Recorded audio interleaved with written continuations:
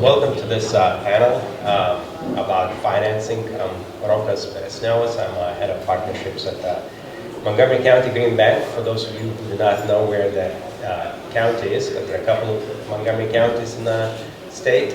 It's a suburb of Washington, D.C. So we are right next to the nation's capital in Maryland. And it's a relatively large county, consists of 1.2 million people and almost a $100 billion economy, which is bigger than some of the countries. The county itself is most diverse and most educated in the country. So it's very exciting times to be there, especially when it comes to climate finance. I'm going to give a chance for our panelists to kind of introduce themselves and maybe tell the high level what type of businesses they are running and what they are focusing on. And then we'll have a conversation, and then we'll open it up for questions to the audience. So we'll start with Mehrad, okay? Hey everyone, Mehrad Yaghmai, Managing Partner, Cool Climate Collective. We're an early stage venture capital focused on hardware in the climate space. Our goal is to always de-risk the capital as much as we can for the next co-investors that come into the round or in following rounds. So very excited to talk to other panelists. Thank you. Hi, Gillian Francis, pleasure to be here. I am the managing partner and founding partner of Rapid Ventures. We're a climate tech acceleration studio. We focus mainly on helping startups source capital, non-dilutive, as well as catalytic capital to finance their commercialization phase and their scaling phase. Hey there, good morning. I'm Matt Schmitt, CEO and co-founder of Structure Climate. We do climate project finance using donor-advised fund dollars, typically sub 10 million, and we only do loans. Our goal is to get more smaller projects started faster so that more conventional financing, like some of the partners up here, can come in sooner.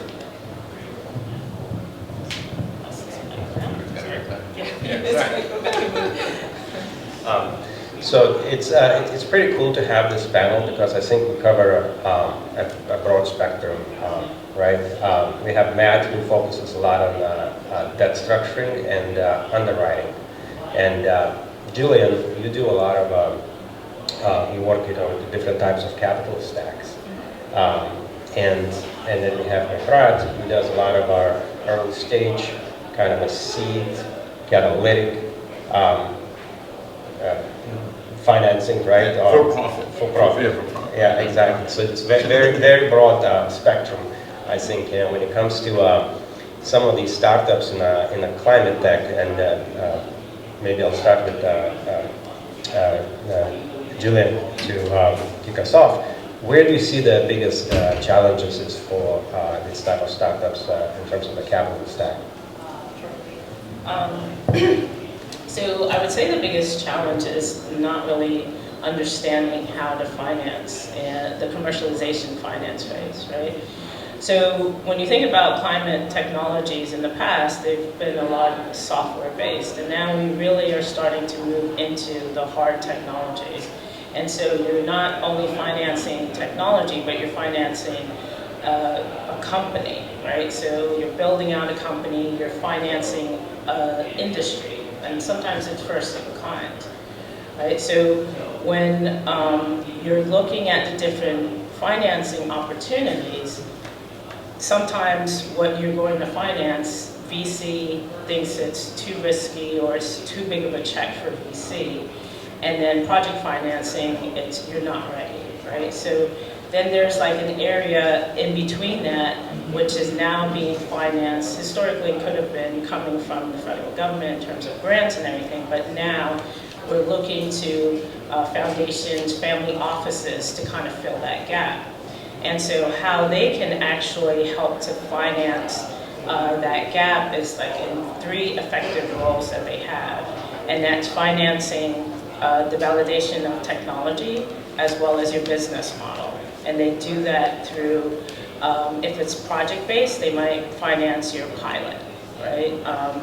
And then if it's company base, they might put in equity that doesn't require as large a return as traditional equity, but they might be able to have some concessionary kind of like returns, or might say, hey, you're doing something on the environmental or social impact side, so we will invest in you.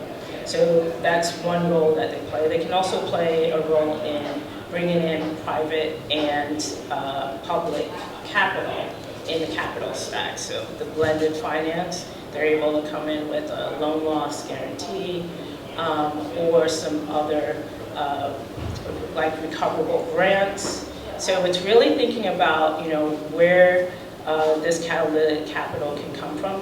The third part that they can also do is fund like research.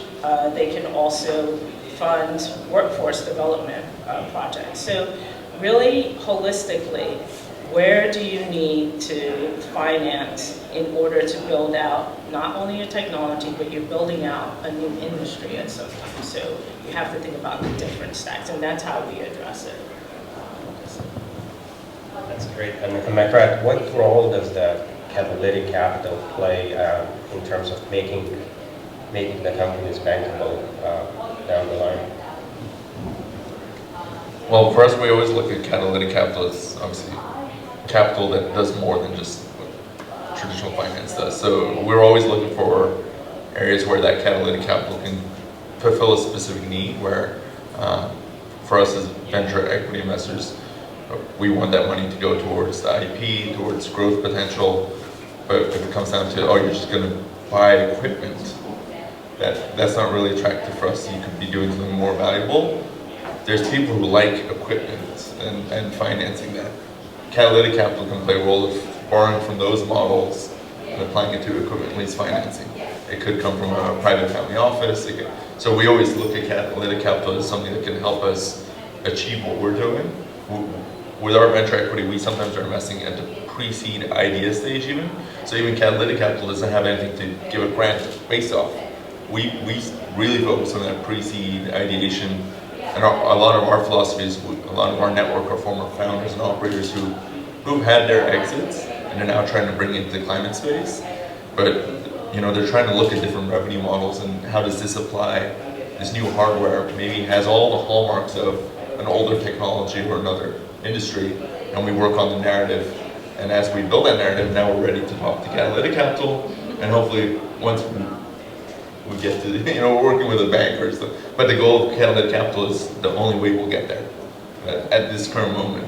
I want to just say to the room that like there are a lot of words and a lot of terms here, and there's very little standardization. So if you're like, well, what does that mean? Like, don't be afraid to ask, because it's, you know, someone else that uses the term might not know what it means, or they might have a different idea than what the person next to them would use it as. So I think it's so important to be clear about what we are talking about and the language and the terms. So I'm I guess a bit of a science nerd and like to go for the chemistry you know, sense of catalyst, and something that can initiate a reaction but is not itself consumed in the reaction. And so, well, yeah, there is absolutely that kind of capital need at the idea stage, at the early stage, at the IP. There's also that kind of need at the construction stage, you know, as these new industries start to emerge.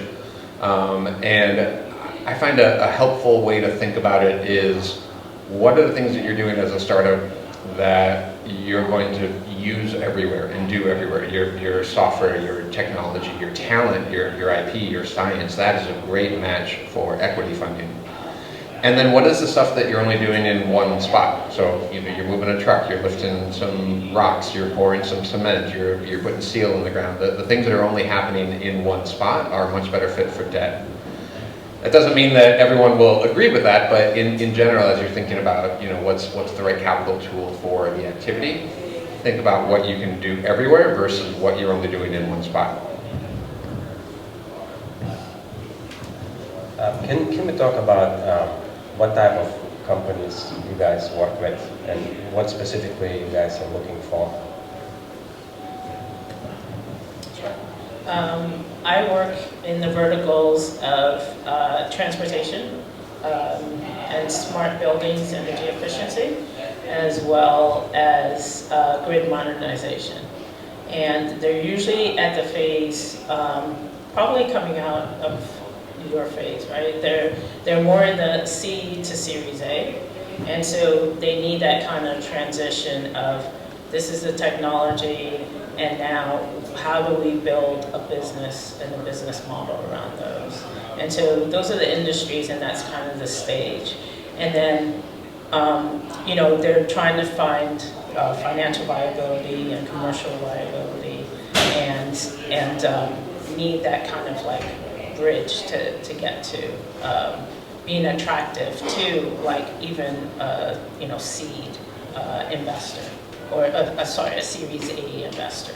So even follow-ons being attractive, because that's when you really should be showing your revenue model and having that solidified.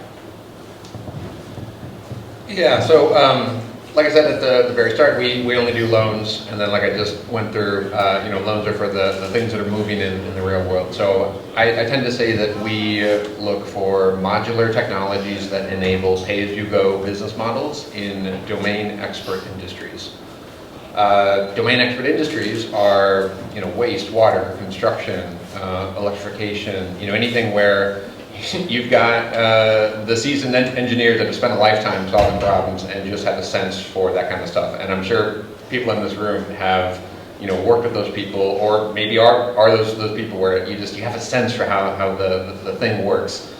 And what is hard about financing in those industries is that these are fundamentally real assets that will generate real asset returns, which are not going to be commensurate with equity returns.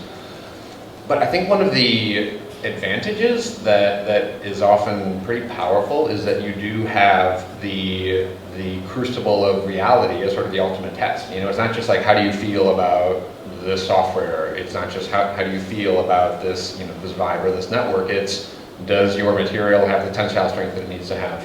You know, does your electricity come out at the, you know, the frequency and the voltage and the cleanliness that it needs to come out at, and can you show that over time? I mean, there is physics are a great, I don't know, there's probably a pithy quote in there somewhere, but it's like the fact that the customers can decide for themselves what works for them is great. That is super powerful, and those customers often are hard to do business with for reasons completely disconnected from the tech. So that's really what we look for, is like, where is there a domain expert customer that knows what they want, and the cash flows, the financing is challenging for all sorts of other reasons. What about yourself? Yeah, we do at the earliest stage what I call like pre-seed to seed, and we do Series A follow-on for those who understand that terminology. But the reality is, what we're looking at is, we view climate as a systems problem, and a lot of the solutions that exist that maybe solve for CO2 as well, there's co-benefits. And if we lead with the co-benefits first, where this has an economic need for the business that will implement this technology, this gives them a narrative for consumers. So we try and do a lot of foresight work. In the past life, I did some of that work. And the idea is, you're just trying to create scenarios of potential futures that we think are plausible. And once we start mapping those to what the bottlenecks to achieve those are, where that means on a go-to-market perspective, or a business pilot requirement before a bank would step in, we start to solve for those. So as we're assessing the company to due diligence to invest, we're starting to see, well, we need to hit these 3 milestones. Are these 3 milestones within the realm of our network's possibilities? And if we think there's some potential of a yes, this is why we're high risk, high reward. We're trying to be in places where we think that there's a fundamental need and a shift. So we have our own theories of change around climate, system, food, energy, water. But it can look like different things in different markets. So it is very localized to some degree, as Matt saying. Like when you start to get the hardware, can you work with local capital providers, because they see the co-benefits for local jobs as well. So rather than trying to just go to New York, because people think Wall Street, well, you might have a local development bank that could really use those extra jobs, hit certain mandates, and it looks like a good loan. So at the end of the day, it still needs to look like a good financial prospect. That's what we'll try and do, but if we can help them on the narrative of working with the local communities, wherever the resilience is being added or adaptations happening, it gives us a better chance. So And question to Gillian. You work with a lot of, in your capital stack, there are CDFIs, there are green banks, non-profits that focus on climate finance. They're all a little bit different. Can you talk about like risk and pricing when you see in the market? So we go back to, it's so bespoke, right, and not standardized right now. But yeah, CDFIs, and to your point of like really working locally. So working locally with CDFIs. So CDFIs are community development financial institutions. A lot of them have been funded by the larger banks because of the CRA Act. Look it up, I won't go into the details of that. But they are obligated or have been incentivized to help local businesses. In the past, they've been like small businesses and real estate projects. And so really educating them and move them towards funding startups is challenging, right? So their underwriting criteria right now might be, a personal guarantee, and we're trying to move them away from those kind of things, right? And then also thinking about it, and we're going to be financing energy infrastructure, that's analogous to real estate. So let's really start using those tools. So green banks have stepped in as like an intermediary between, traditional like banking. And so they do offer debt. They offer sometimes buy downs on interest rates. So they might take equity interest for a while and maybe at face value pay it back. You don't have to pay the returns aren't expected like in a traditional VC, and they'll have offered like a lower interest rate. There's also, it's again very like specific to each technology that's being launched and deployed, and that's why there's like right now just a lot of there's a challenge on how to get like standardization there, and that's kind of where a lot of the philanthropic arms are actually coming in to fund those kind of new financial products. Like with Elemental, they have the D-Safe, right, which is a safe, but it's for development and deployment and pilot, right? And then they also have, there's also like the Lacey Debt Fund that is financing technologies and their first customer or their first pilot. So there are like so many different kind of fragmented at this point because people are just trying to come up with new solutions. And then we'll start to see, as with every market, because the climate financing market is like a new market now, right? You're going to start to see a standardization, and so then you'll see like, what are the actual interest rates, and everyone across the board will start to have similar ones. Maybe Matt, you could talk about that because you're like on the debt side. Yeah, it's new for sure, and I'm a sucker for a good historic analogy. So if you have a mortgage in here, maybe you got a 30-year mortgage, or maybe you got a 15, and there's no law of nature that says thou shalt only have 15 or 30-year or 25-year mortgages. It's just enough were done over time that they started to try to figure out how to simplify the communication of the rates, and then they got into adjustable rate mortgages and balloon and jumbo, and so they're just, the emergence of options is a result of things happening rather than things happening as a result of options. And I think that is sometimes an order that is missed. We can think, let's just create the standards and then things will happen, but we see time and again in electricity, in TCP/IP, in standards for building, in germ theory, is like actions create the standards. Actions create the information that creates those standards. So don't be afraid to get started. That's the hardest thing. Like get moving, and we're here to help. And would love to get any questions, or as folks are thinking about questions they might have. So while you have a microphone, you can keep that. With speaking of the philanthropical capital, a lot of people probably do not know what a donor-advised funds are. Can you talk a little bit about that, and is there an interest now? Yeah, for sure. Just a quick poll, raise your hand if you know what a donor-advised fund is, just to get a sense. All right, cool. So a donor-advised fund is a mechanism that is available to anyone, any U.S. taxpayer. It's been around for a few decades.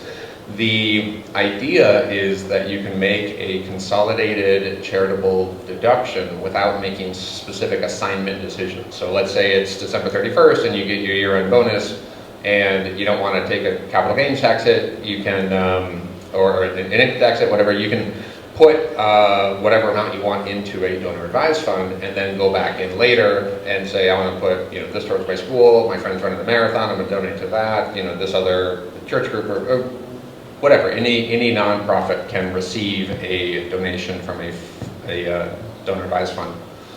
Often if someone has had a liquidity event or success in some previous sector and they're working with a personal financial advisor, a part of that plan is setting up a donor-advised fund. And so they'll set something up following an exit, or they establish that kind of mechanism. And maybe they'll, at retirement go in and, figure out how they want to support causes and so on from that. What we create is a way for those funds in donor-advised funds to be used as low-cost loans for climate technologies.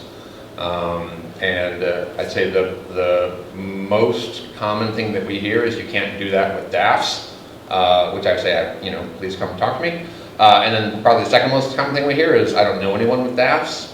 And this is where, again, talk to the people that you know. I think what the real power in this approach is that we are replicating something like relationship-based banking. And relationship-based banking is, that's like the fundamental, it's one of the fundamental mechanisms of the human condition, in so much as we say, hey, if I'll help you, I'd love to be able to ask for your help later, that sort of stuff. Banks in the 50s and 60s here in the States could not bank across state lines. They had to do relationship banking.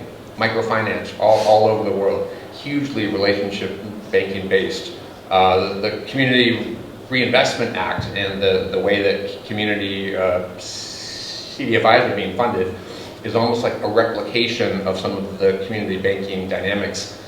And just because you can't, build a spreadsheet to model like the trust that your community has in you doesn't mean that that's not an incredibly powerful force. And so that's really, that's really what we lean into with DAFs, and that's how DAFs are a part of our overall approach. So before we open up to the audience, if Mehrad and then others, if you guys to give one advice to the founders with the new technology or idea when in this audience, what would that be? I think for founders, I'm assuming if we're talking about very early stage where you're still trying to figure out your revenue model, I always think is the best way to learn is understand the context of the framework of the potential future financiers, not funders, but financiers. Because there's a slight difference between those who will fund you now with equity and those who will finance your projects and the actual assets. And a lot of times what we try and do is also talk to our co-investors, whether that means in the current round or in future rounds, what are the frameworks they require for their own fund decision-making, financing decision-making, and we try and communicate that to our founders as best as we can with either examples of other founders in our portfolio, so we leverage our founder network as well to just support one another. Or if you're in climate, I think if anyone who's worked in another industry has gone to different places, there's something about the climate community where people just want to help one another. We want to help each other succeed, even in times with the competitors to some degree. It's very interesting because it's like a rising tide lifts all boats. You validate our whole industry. Traditional mainstream finance will come in, we solve for climate. That's a optimistic outcome. So yeah, I'll just say understand frameworks depending on what stakeholders you're working with today and also in the future. Yeah, mine's kind of similar. Make sure that your capital strategy is up there with your technology strategy and your marketing and your commercial strategy. Like, don't leave that to, oh, I'll just go out and get VC money, and not have a direct like strategy for each stage of your company.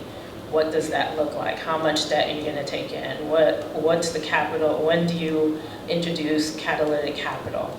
Like, just having that plan, because what really kills the startup is when you run out of money, right? And that's the main thing. I find that it's always easier to give advice than to receive advice, personally. So to all of the folks working in climate tech founders in here, let me give you advice that you can then give to other founders, right? So tell your founder, peers, friends, so on, get feedback from your potential customer probably 2 to 3 steps before you think you're ready to get that feedback. There is nothing like customer feedback to ground your friend and ground your friend's company in what they are doing. And it can be really tempting for your friend to say, I'm just going to get this all ready and it's going to be perfect and I'm going to reveal it and people are going to beat a path to my door. And just help your friend see that like the real world is complicated and people see things differently and not everyone has that view. And that is a hard perspective to have. It's hard for your friend to have that perspective internally. It is much easier to see someone in that position and say, hey, like, what's your customer think about this? What's the feedback that you've been getting? Oh, like maybe you could ask them who are you talking to and things like that. So be good friends for each other, because this is it's a great community. The biggest competition is not each other. The biggest competition is inaction. The biggest competition is obscurity and irrelevance and indifference. And it's like, this is where that changes and this is who changes it. Yeah, I 100% agree about the climate finance community. It's relatively small end of the day, and we as a green bank, we one of our missions is to leverage. So we always work with other nonprofits and other banks, for-profit and CDFIs to leverage funding and try to de-risk the deals and transactions. And then my advice would be there are a lot of resources out there like these folks right here on a panel that you guys can have access to and just talk it out and get help. So let's open it up to the audience for questions.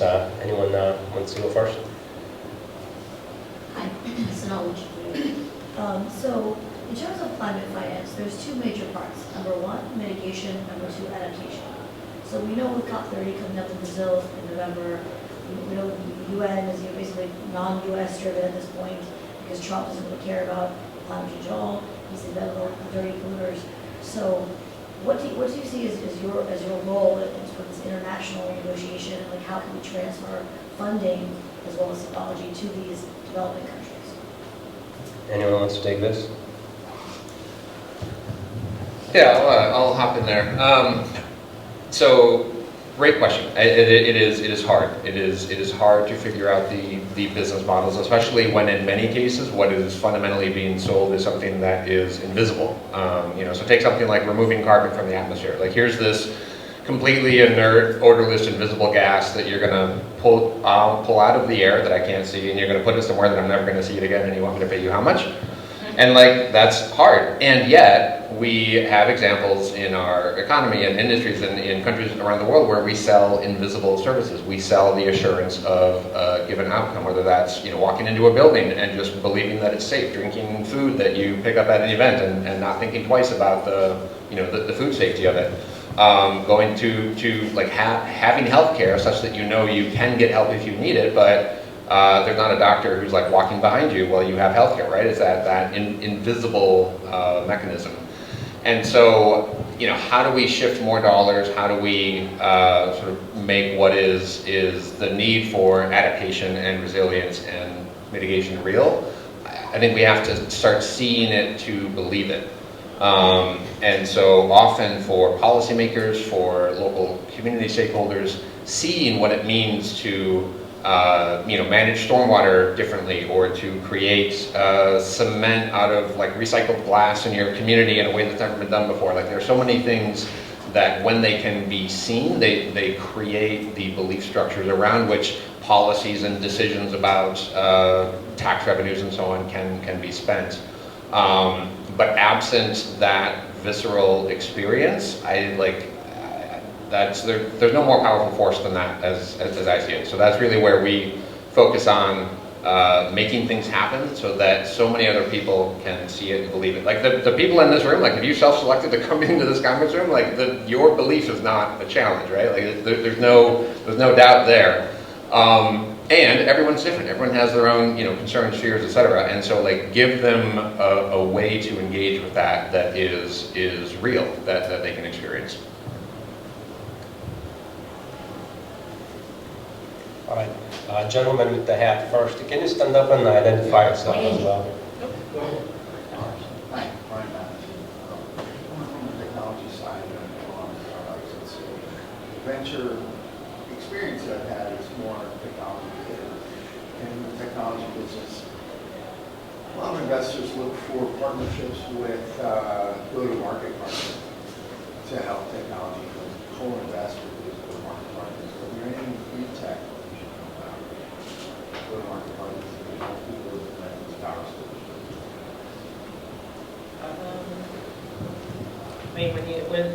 Is your question like who you could partner with that also could be your off-taker in a sense? I think the delivery for complex technical projects usually involves a build-out of some sort, and decarbonization or new power sources. That's a pretty substantial build-out to sort of dovetail into this prior session for industrial concerns and power generation. Are there go-to-market partners that work in these spaces that are interested in tech ecosystem, and how are they doing go-to-market process? Yeah, I mean, there are lots of EPCs or what is it, engineering something construction. Procurement, construction. Engineering, procurement, construction, yeah. So it's a firm where you go to them and say, hey, like, here's my blueprint, here's what I'm gonna do, the widgets I'm gonna make, I need you to like turn it into something real, and then start like managing the construction of it. And that's a whole service. And so there are EPCs that will be better in water or power or steel or housing or commercial or so on. And so I would say, you can get feedback from potential end customers. Like, your end customer is not going to be your EPC. If you're selling a widget to, 3M or Toyota or whomever, they probably have EPCs or contractors that they'll work with. And so again, get customer feedback. Ask your friends, encourage your friends to get customer feedback 2 to 3 steps before they think they are ready for it, because you'll start to uncover those sorts of relationships in just areas where it's maybe going to be easier to work with one partner than with another. There was someone else on that side, yeah. And then we'll go to you. I'm Dwight Kings, Laser Reactors, and like I have a hard tech, I love pitch reactors. But my question is pitch decks. And as an engineer, I don't want to talk too much about the technical solution that I have. And I have a hard time with the little Airbnb, little icon that tells the whole story. It's got to be somewhere in between. And so first of all, overall, what pitch decks? I mean, I can't get a good answer on this. And then how much of the technical story do you Good, yeah. Did you want to say? $64 It's does the technology feed into this is the business model and this is the commercial viability of your technology? I mean, that's really what VCs want to see, is that there's going to be revenue, and it's something that's like it's been validated in the market. There's a product market fit. There is a path to profitability or revenues. So you can talk about your technology, but it has to be something that customers want. It goes back to what Matt was saying about go get customer validation, customer discovery. This is all important. You have to have the customer or off-taker for your product, right? It can't be built in a silo. So you have to go out and find out if this is something that is a challenge that someone wants to address. Is it a need, or is it just a want? Yeah, we couldn't have that. Are they willing to pay for that? So you have to have all of that in your pitch deck in order to attract any type of VC. Yeah. Maybe I'll just quickly add, I think most funds, most groups obviously have their own due diligence frameworks, but for the most part, you know, people will quickly glance at something like a deck, and the core element is you don't, at that moment, want to explain everything in technology, because the core thing that we're looking for is there a business here, and the best way to do that is like quick, high level of what the technology is, but this fits into this business supply chain, this is how it fits, these are the potential economics. And the reason we do it that way as well is because if we want to spend time going deep into the technical IP of every company before we even have a general sense of the business, we're wasting a lot of time. So what we typically do is quickly glance at, does this make sense? Does it fit a theory of change? Have they educated us about a market that we didn't know? As long as it checks some level of a box, it goes to the next level. And that's where like we'll assign the technical experts in our network to get into this, oh, this energy related, okay, so let's get 2 to 3 people who buy energy, 2 to 3 people who build energy, like get their perspectives, and then we continue. But it comes down to that first deck is the first impression. So have you educated me enough of the business proposition? Even though it might be driven by all the technology, we'll get into validating everything after. But I first need to know the business. I appreciate this answer because you're telling me what I need to learn. Well, I'm saying that's our framework. I also want to caveat that that's our No, framework. but that's, You're probably right. I would say everyone's framework at this point. I mean, that's, it makes sense. Right. Matt, sorry. Yeah, I would say, you know, cast yourself back a few 100,000 years and you're telling your village you're going to go spear hunting. And you're like, I have the best spear tip that you've ever seen. And they're like, well, that's, you know, good, but like, don't you need a heavy wooden shaft also to like make it an actual weapon? And that's the story that you need to have. So like, you need to say, like, yes, here's the technology at a very basic level. And the reason this is interesting is because the, you know, biggest landfill managers across 3 states, the biggest, you know, wastewater treatment plant in the, you know, 10 largest counties in the US, the manufacturers of like automobile bumpers want to use my thing. Like that's the heavy wooden shaft. Like it's big and it's boring, and you can put a heavy wooden shaft on a lot of different spear types, and there's always going to be new technology at the tip. You'll have, you know, different heating patterns, different ore patterns, whatever. It's like the technology at the tip is constantly changing, and it is, while necessary, not sufficient. So it's like find that linkage so that you can go out and get the job done of feeding your village, or, you know, slaying your foes, wherever they may be. That's right there. Yeah, thank you everyone. So I'm very curious about, because a lot of transformations take longer to scale and need more upfront capital, and the startup bank has planned VCs. We know that there's a lot of policy and regulation uncertainty, especially as we move forward, we don't really know. So how do you kind of balance those risks, and it is a high risk impact potential with return expectations on the investments?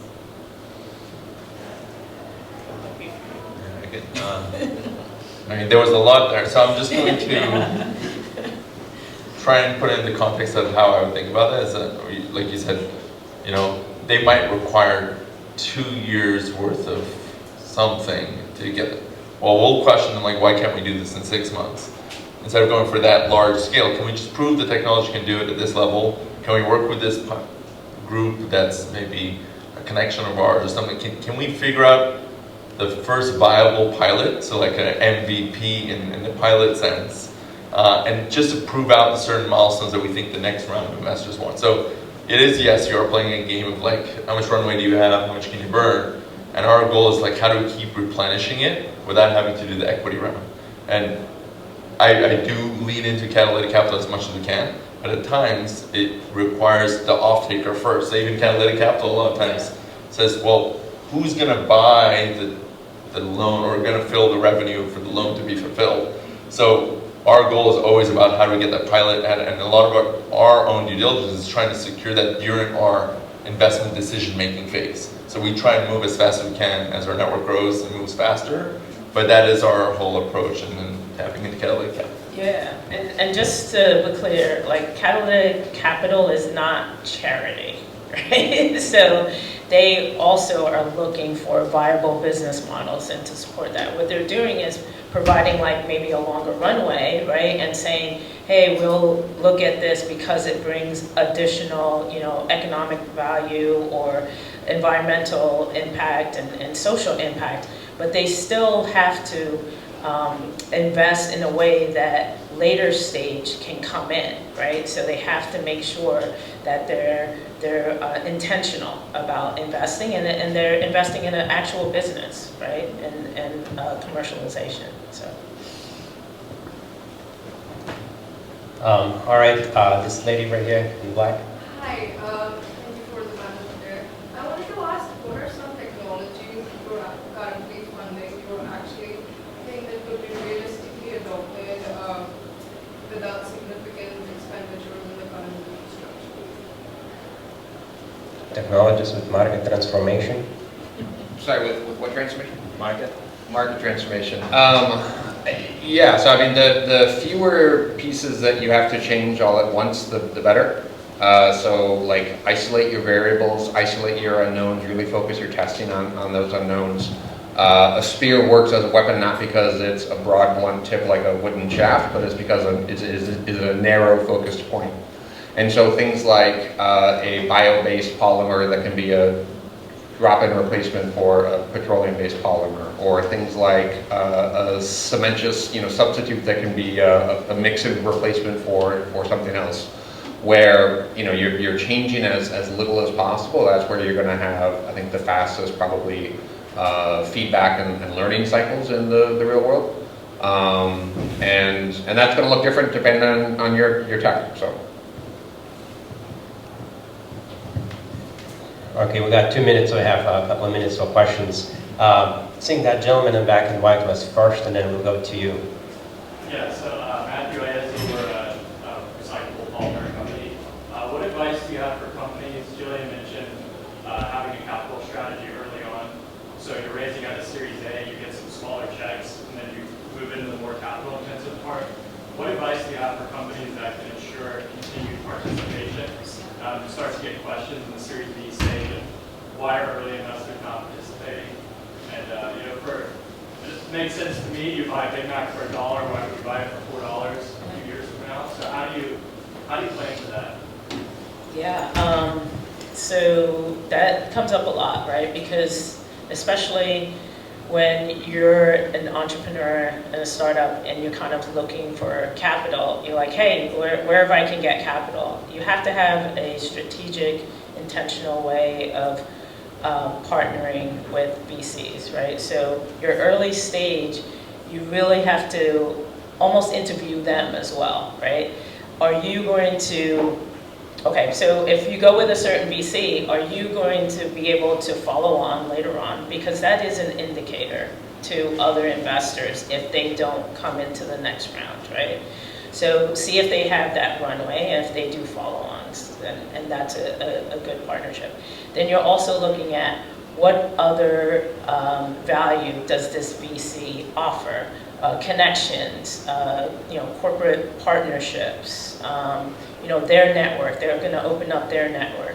So it's hard as, while you're looking for funding to kind of look for these things, but I've seen a lot of cases where startups go with the wrong initial investors, and then they're just kind of left to their own devices, and they're kind of just like, okay, well, you figure it out. And really, a VC is a partner. So you want someone that's going to work with you as you grow your business. We announced at an event yesterday an initiative we're starting with Ralph Lauren and some other investors to get precisely sustainable materials into more supply chains where there is that cost trap at the start, where you have high costs and small volumes, and you can't bring down costs without volumes, and you can't get volumes without lower costs. So go to our website and get in touch, and we'd love to share more. We have last question. Yeah, go ahead. Hey, I'm Namit Singh with Microgrid Labs. We are focused on decarbonization of energy, and within that that sector, transformation, electrification, digitalization, and grid modernization. So this panel was very, very helpful. Thank you so much for all the following. So question is, when you talk about low interest financing, so where we are, we work on projects, we have technology. So is that focus more on in the startup or the technology company get that loan, or does it go towards a project? And if that is the case, then again, one of the points you talked about is MVP and the proof of concept project. So then those projects can be, we work globally and maybe all over US as well. So yeah, so we have a number of things here, and I think we're at -1 minute, so I'm going to speak in a negative speed here. We work directly with the companies that are putting the tech in place, so the startups, so on. The reason we have to do concessionary rate loans is because of the way that we work with the tax code in the US, such that the terms have to be concessionary, and that's often talked about in terms of interest rate, but that can also mean debt service coverage ratio, loan to value, amortization schedule, etc. And then the other piece, does it have to be a project? The reason that we typically say project, and again, it's another one of those terms, it's like, oh, what does that mean? A project is just like set of something to the side and just like invest in that project based solely on what is happening within that project. You're not tying back to the cap table or the larger company. The reason that that is often appealing to companies is that if you just raised some equity capital and you have folks in your cap table, debt would take a senior position to that most times. And so when it's at a project level, then if it goes great, you have a model there that you can copy and paste. And if it blows up, then it blows up, and you're not endangering either the other projects that you have or the higher level stuff. So this is not like 8th grade science fair type project. This is just like it's a structuring way to both contain risk and create a model that can be copied and pasted and replicated if it proves successful. All right, well, thank you everyone. A round of applause for our panel.